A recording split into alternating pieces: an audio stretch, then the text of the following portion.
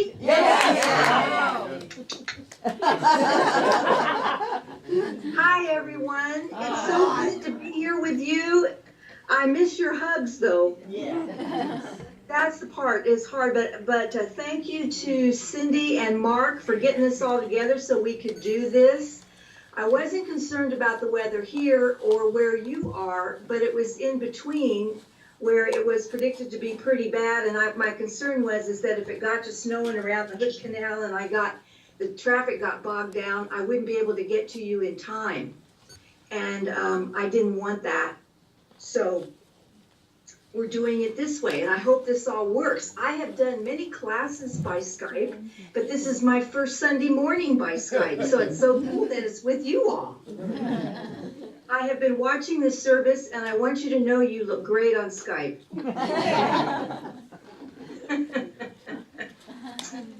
Well, wow. Well, let's settle down now. We're all here. We're all here together.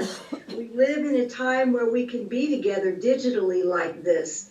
It's a miracle, isn't it? Yeah. It really is.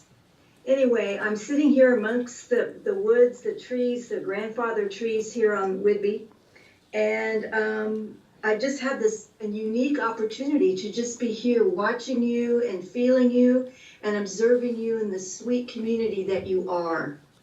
And I'm very grateful for it. I'm very grateful for all of you. And I hope you know what a sweet community you are, what a vital community that you are. And I just want to say that. I don't know how often we get to say that and acknowledge each other that way. It's really, really important. And to be all the way up here, many, many miles away, observing the service and the hearts and the music and the hugs, it's very sweet. Very sweet. What a blessing. So anyway, when I told Cindy what this talk would be about, I never dreamt it would come on a Sunday when the first Sunday in November that we have snow. Does it seem like it's coming a little early this year? I don't know, maybe not, but it feels like it to me. When I thought about this as autumn gold, I know the last time I was there, and these last few weeks, the trees have gotten such vibrant color. And also, the leaves have stayed on the trees for a long time. Doesn't it seem like they've hung in there for a long time? And I've noticed that the reds and the golds have been so vibrant, more so than usual, it seems. And then I think back, remember summer, way back to summer? Doesn't that seem like a long time ago now? The hydrangeas were so big and beautiful. And I remember in the spring when the dogwoods were blooming, there were so many blossoms on the dogwoods this year that they were kind of heavy, kind of dragging because there were so many blossoms on them. And I've been wondering about that. And I think that Mother Nature is up to something. I do. I think that with this crazy world that we're living in, that she has decided to balance it with lots and lots and lots and even more beauty. Extra beauty, extra gold and red and gorgeous leaves, extra lilacs, extra dogwood. Think that's possible? It's almost like as we're kind of confused and running around bumping into each other, trying to decide what's true and what's not and everything else, that nature is just in its wisdom and its grace and its strength. It's just showing up. And so we may have an interesting winter for a lot of reasons, but I think that it's helpful and maybe useful to kind of pay attention to how she is showing up to support us, to lift us up with her beauty and her grace. And that's really all I have to say. You know me, I've got plenty more I could say. Anyway, you know how we in the Pacific Northwest tend sometimes to get a little sad, and some of us even get a little depressed when the time changes back and everything, and we know it's winter because we know we're not going to see the sun as much as we have over the last several months. And a lot of us get kind of down and depressed about that because we are great appreciators of the sun, aren't we? Yeah. And so I wanted to speak a little bit about that. And there's this poem by Robert Frost. I don't think it's one of his most famous ones, but I kind of like it. It's called Nothing Gold Can Stay. It's short. It goes like this. Nature's first green is gold, her hardest hue to hold. Her early leaf's a flower, but only so an hour. Then leaf subsides to leaf, so Eden sank to grief. So dawn goes down to day. Nothing gold can stay. And so there's this moment, it seems, to acknowledge the fact that we're moving into a different time where there's not as much light, there's not as much warmth, it's not as bright. And what do we do with that? How are we supposed to handle that? And how nature just goes through its cycles. It doesn't stop and consider it. It doesn't worry about it. It does. If you were to ask one of the trees that's dropping its leaves, if it considered not doing it this year or anything like that, no. Nature doesn't hesitate, doesn't worry about the cycles or whether or not spring is going to come. Nature does what it does and trusts the process. It trusts the process and understands that each part of the cycle is vitally important.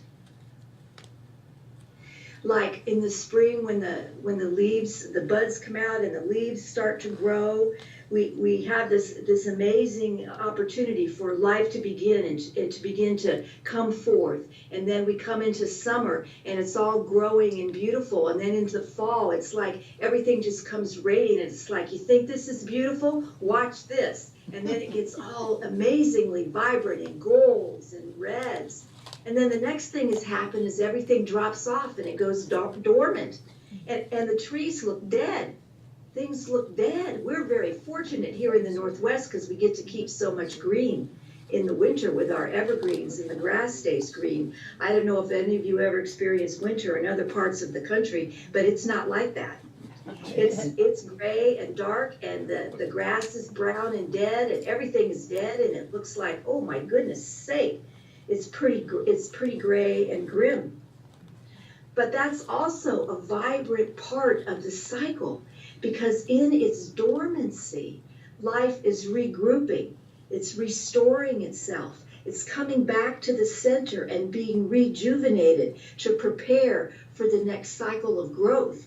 And that is a vital part of the whole process, isn't it? Yeah. We have to have that part. And so very often it's easy to forget that. I know if you are an artist or a musician or a poet, a writer, you know that there are times when you're not writing. It's a fallow time, and some people get very nervous about that. Oh my gosh, the spark is gone. Oh my gosh, what happened to my inspiration? But the truth is that there needs to be a downtime when there's restoration happening, where it's all coming back to center, to be renewed, to be reminded of what it comes from, of whence it comes, of what it's a part of, which is the center, source energy. Do you see how nature reminds us of who we are? That we have to move back in to where life is sourced, in the center, on the inner. I found this really cool quote from this man, Norris Burks, who's an Air National Guard chaplain. But anyway, he wrote, "I ponder the tremendous irony that this beauty can only occur through the surrender of life. Leaves surrender their lives as they migrate to the ground, where they sow new life in dirt that first spawned them, resurrecting a beauty that the artist longs to replicate and the columnist finds impossible to describe." This cycle of life is vital to life itself, and we're participating in it moment to moment, day to day, all the time. Most of the time we're not paying attention. Back in the day, our ancestors, and even not so far back, there was a time when this harvest time was really, really important, because this is when we brought in the products, the fruits of the growing cycle over the spring and summer. This is what we were going to have to live, to get through the winter. The food, and we were going to have the food and supplies for the winter. And so this time was vitally important to be gathering it all in and then putting it up, canning it, drying it, whatever we needed to do to preserve it so that we would have enough supply for ourselves, our families, for our animals, livestock, to get through the winter. And there were some times when the summer offering was not that great because of the weather or whatever, that the harvest wasn't that large. And there were times when people didn't make it through the winter because they didn't have enough. And it's hard to imagine, because we are children of Costco, that we don't know about that. We can know that any given day we can run up to Costco and get a lifetime supply of anything. And so we don't think in those terms. And so consequently, I think one of the byproducts of that is we don't pay as close attention to the cycle of life, because we live in a world where we can have anything we want anytime. It doesn't matter. It doesn't matter the cycle. It doesn't matter. Just like you and I today, I mean, there are lots of blessings of it too. You and I today get to be together even though I couldn't get there in the car. It's a wonderful thing, but it also kind of causes us to be a bit separate from. Do you see what I mean? Do you get what I mean? We aren't paying that close attention because we don't have to. Questions or comments about that? Anybody? Are you guys still awake? Yeah. Yes. It's a cycle. Indeed. It's a circle, it's a cycle, and each part is followed by the next part. So that's Yep. the name of that tune. Yeah, and it's yes, exactly. And it's a vital part of how life unfolds. And because we're kind of insulated from it, because we live in a world that isn't dependent on that necessarily, we are kind of separate from it. We don't pay that close attention. And so it causes us, that's another way we don't necessarily show up and are aware of the moment in which we are, because we don't feel like we have to be. Do you see what I mean? But that also then removes us from that vital aspect of being connected to source and what's going on in the cycle of life that is an expression of that source. Does that make sense? And so spiritually, as conscious beings, this is something to pay attention to, because if we're feeling kind of numb, or we're feeling kind of down or a little depressed, because the time changed today, which means that we're going through several months now of short days where it's darker more than it is light. But my dear friends, this is also the time that invites us to go within and feel the radiance of the light within. The warmth within, which is always there, which never changes and never goes anywhere. And I was thinking about this and praying about this and saying, well, why is this hard for us? Why is it that we feel so badly about it coming to be fall and winter? And it's like, oh man, I wish I'd have spent more time at the beach. Oh God, I should have gone to the coast. I should have gone over to Ocean Shores again. I was gonna do that, but I just didn't get there. Oh man, that kind of stuff. And here's the thing. One of the reasons that we walk around feeling less than, or that we haven't received it, or it's not happening, or we're not feeling fully loved, or fully received, or fully seen, or fully appreciated, one of the reasons is because when it was sunny when it was warm, when we were with our loved one, when it was happening, whatever it was, we weren't fully present in that moment. And so we didn't really let ourselves be filled up to overflowing with what was available in that moment. Because if we had let ourselves be filled up in that moment, we'd have that inside of us now to kind of see us through. You see, we could call on that. We could bring that forth. We'd remember that feeling of what it felt like. But since we only let ourselves let it in just a little bit because we're so busy doing everything else all the time, that there was just a little bit of it. Or here's another thing that happens. I don't know, Reverend Annie was there a week or two ago, wasn't she? And I don't know what talk she gave, but when she was here a couple weeks ago, she gave this talk and she made a statement that I wrote down because I really liked it. And she made this statement that said, comparison causes suffering. Comparison causes suffering.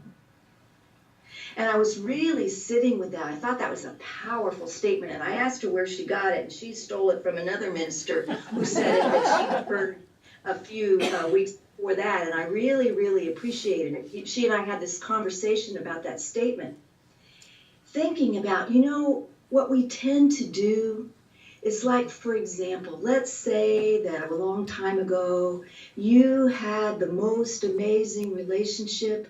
You had the sweetest love. Oh gosh, it was the sweetest love. There was never anything like it. Remember that kiss? Oh my goodness, there's never been a kiss like that. There's never been a hug like that. There's never been a love like that. And maybe the relationship ended up, maybe you guys went your separate ways, or maybe your partner made their transition. They're not here on the planet anymore. And so we go through life thinking, wow, there'll never be a love like that for me again. There couldn't be. There never could be. It was so wonderful. It was so big. It was so perfect. And it's gone.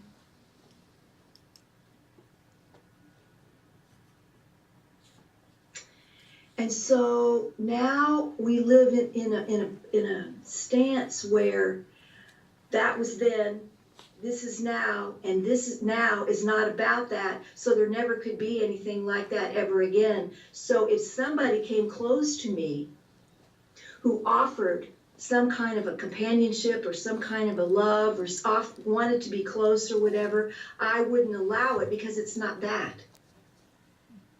It's not that. It's not the same.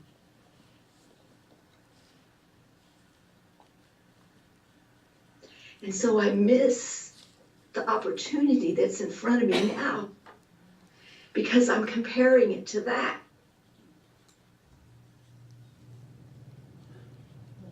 And it doesn't have to be just loving. It doesn't have to be a relationship. Remember the house you built? Oh, that house, it was the best house ever. It had everything. It was perfect. It was a perfect house. And I don't live there now. And so now there's never a house that will ever compare with that house. It reminds me of my long time ago. This was many, many years ago. Way back when. Remember Snoqualmie Falls Lodge? It's not that anymore. There's something there now, but it's not called that anymore.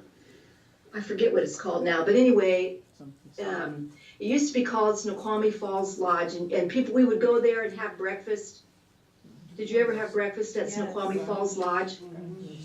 And if you did, it was incredible. It was an incredible thing. It was the most incredible breakfast ever. And my parents came to visit me, and it was their 35th wedding anniversary, and I took them to Snoqualmie Falls Lodge for breakfast to celebrate their anniversary. So they go through and have this breakfast, and I mean, it's something. There's everything you could possibly imagine that they bring to this breakfast. And when it was over, my father looked at me, and in his wisdom, he looked at me and he said, "Thanks, Joanne. Now, after this, breakfast is going to be downhill for the rest of my life.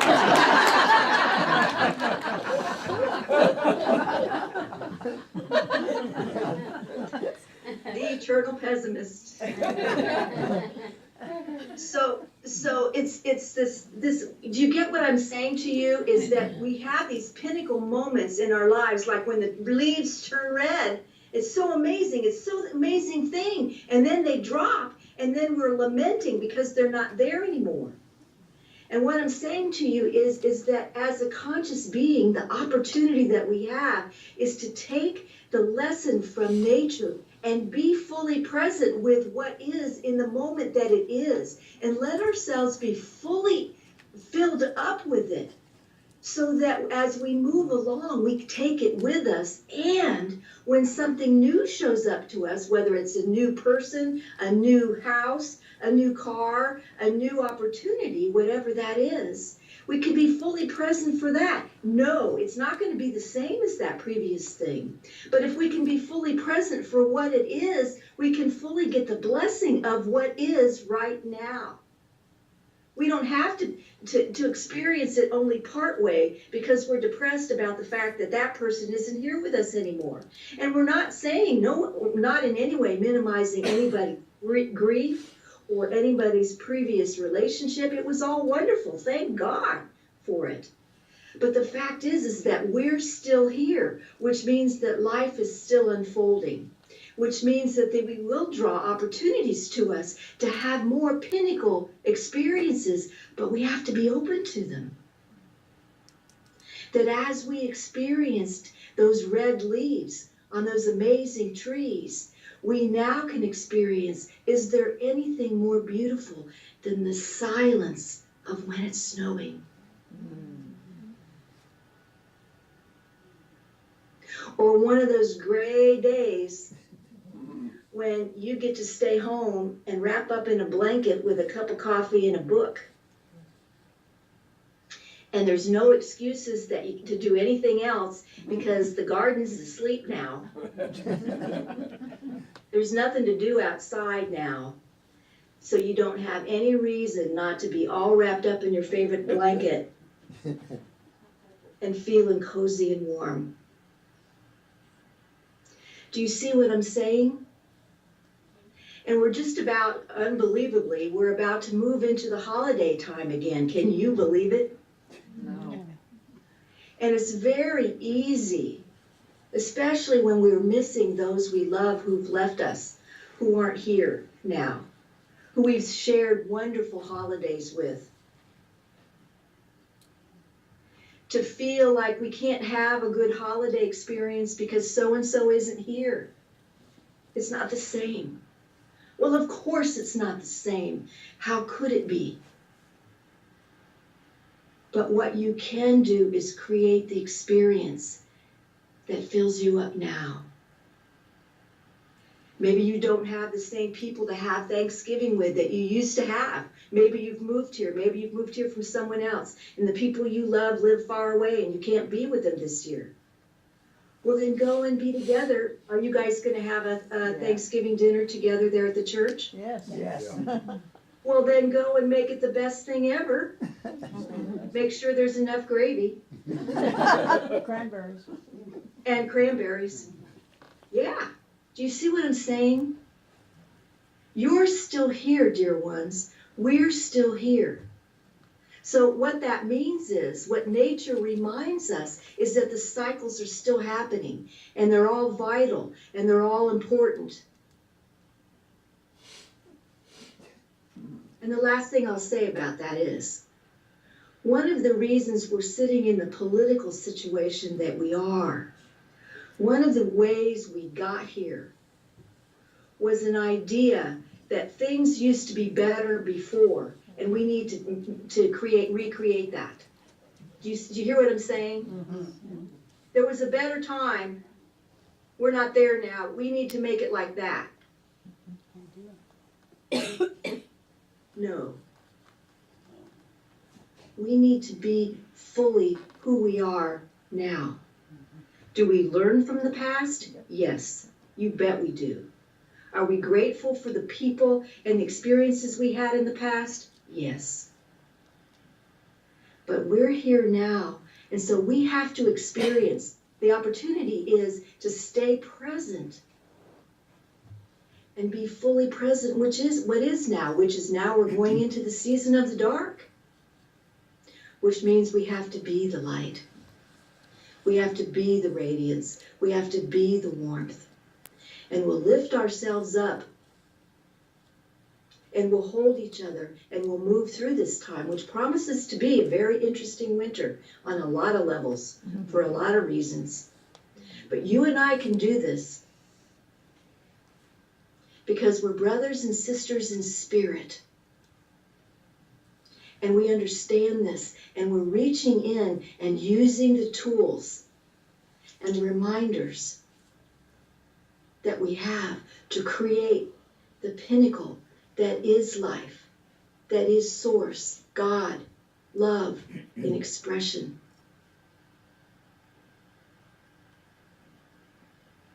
And so from this place, let's just take a deep breath together.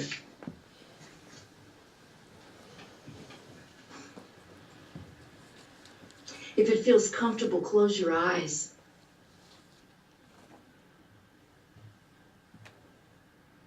And breathe.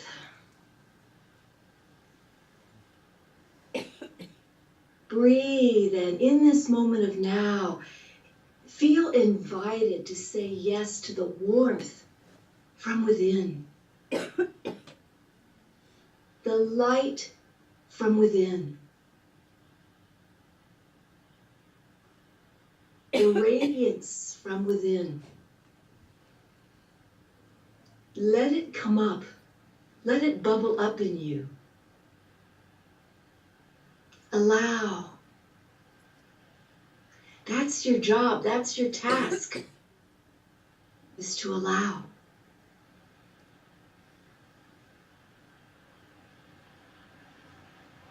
Feel the energy coming up from your heart.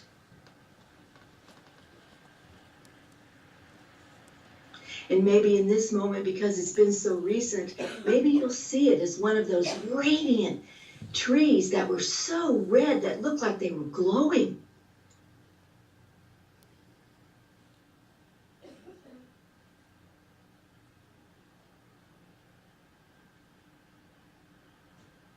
And let that radiance, that glow, expand in you until you feel it all over.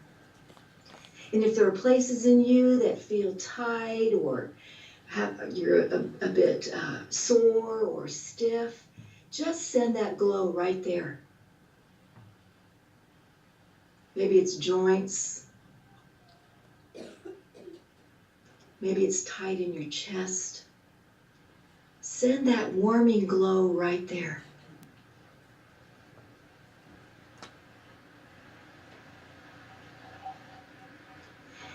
And then to your mind, in the places where the yeah buts show up,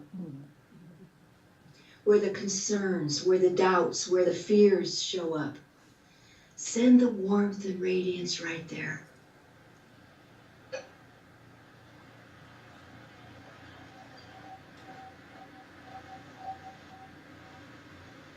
And in the places where we hold grief and sorrow and regret, send that warmth right there.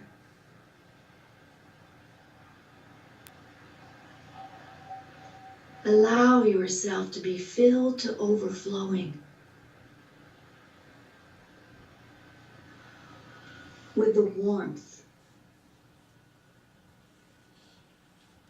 and with the invitation that it's right here inside where the restoration occurs, where the renewing occurs. Come right here to be restored, to be lifted up.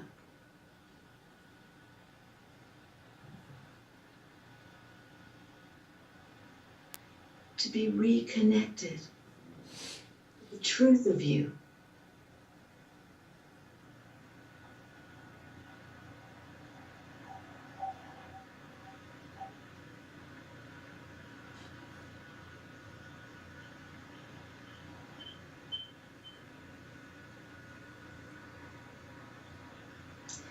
And from this place of connection to divine source, you may be reminded of someone who could use this reminder right now, who could use this invitation to go within and be reconnected to the truth of them.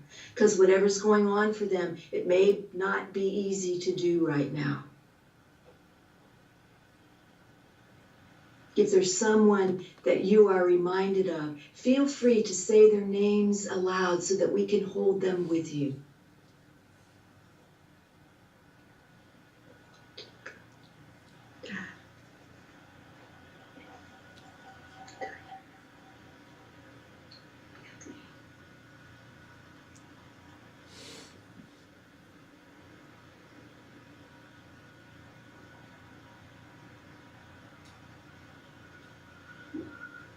And for our sisters and brothers in spiritual community, and for our community at large. For our state, as we go into election day this week, for the highest possible outcomes in all directions. For our country, for our planet, for all people, adults, children, the four-leggeds, nature, wildlife, and for the universe. We remember we are all one, and therefore, as we know the truth and claim the truth of ourselves, we claim it for all of us, and all life is lifted up in this moment. And for the opportunity to be reminded of the truth and power and beauty and grace and radiance of who we are as God, as love, as peace in expression. We are grateful, and so it is. Amen.